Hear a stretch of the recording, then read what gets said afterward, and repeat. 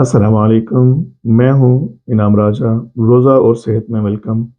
آج ہم بات کریں گے روزہ رکھنے کا 19واں فائدہ۔ اور روزہ رکھنے کا 19واں فائدہ ہے کہ کینسر سے بچاؤ، اور اگر کینسر ہے تو اس کی جلد ریکوری۔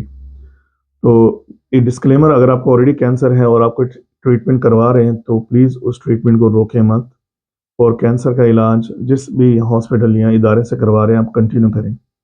روزہ رکھنے سے یہ پروسیس جو ہے آپ کی ہیلنگ کا پروسیس انشاءاللہ بہتر ہوگا اور تیز ہوگا۔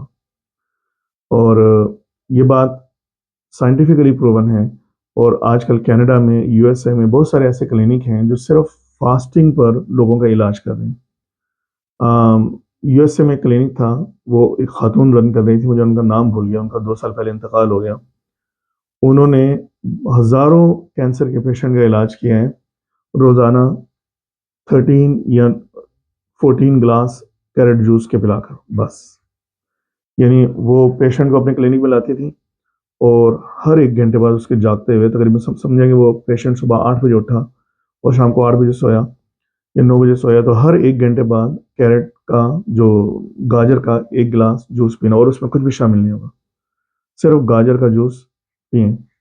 تو میں آپ کو یہ ریکمینڈ ابھی نہیں کر رہا، یہ آپ خود اپنی ریسرچ کریں اور فائنڈ آؤٹ کریں، اپنے ڈاکٹر سے مشورہ کریں کہ کیا اگر آپ کو کینسر ہے تو کیا یہ طریقہ علاج صحیح ہے۔ تو اپنے علاج کے ساتھ ساتھ آپ یہ بھی شامل کر سکتے ہیں۔ تو گاجر کا جوس ہر 1 گھنٹے بعد تقریباً 12 سے 13 گلاس دن میں پینا، یہ ابھی بھی طریقہ علاج چل رہا ہے یو ایس اے میں، اور اس میں ہزاروں پیشنٹ ٹھیک ہوئے ہیں۔ ہر پیشنٹ ٹھیک نہیں ہوا، کیونکہ ہر ایک کی پیچیدگی جو ہے کینسر سے متعلق وہ الگ ہے۔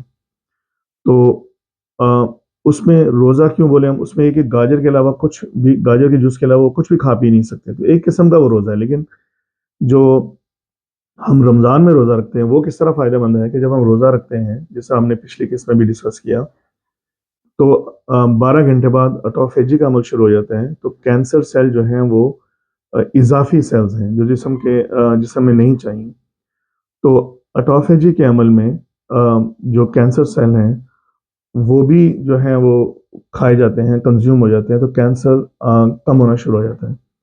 تو یہی وجہ تھی کہ صحابہ کرام کے دور میں، حضور صلی اللہ علیہ وسلم کے دور میں، وہ لوگ 2 روزے رکھتے تھے، ہر پیر کو اور ہر جمعرات کو، ایوری منڈے اینڈ تھرسڈے وہ فاسٹ کرتے تھے۔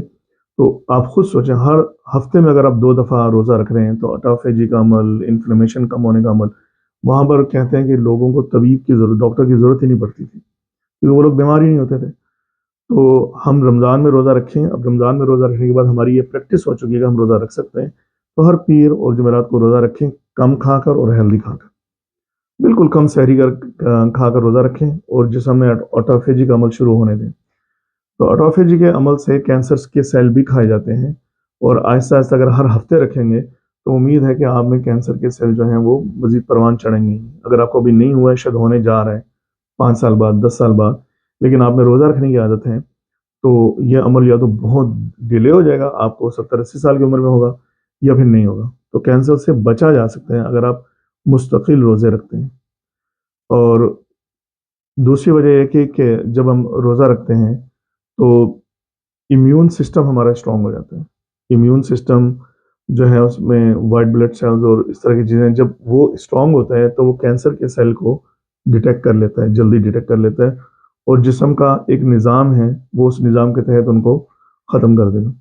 آپ کو پتہ ہے کہ اگر ابھی آپ ٹیسٹ کے لیے جائیں، آپ اپنے آپ کو بالکل صحت مند سمجھتے ہیں، آپ کینسر کے ٹیسٹ کے لیے جائیں تو ہم میں سے زیادہ تر لوگوں کا کینسر پازیٹیو نکل آئے گا، لیکن جسم میں اللہ تعالیٰ نے ایک دفاع کا، مدافعت کا ایسا نظام رکھا ہوا ہے کہ کینسر کے سیل بنتے ہیں اور ختم ہو جاتے ہیں، کینسر کے سیل بنتے ہیں اور ختم ہو جاتے ہیں۔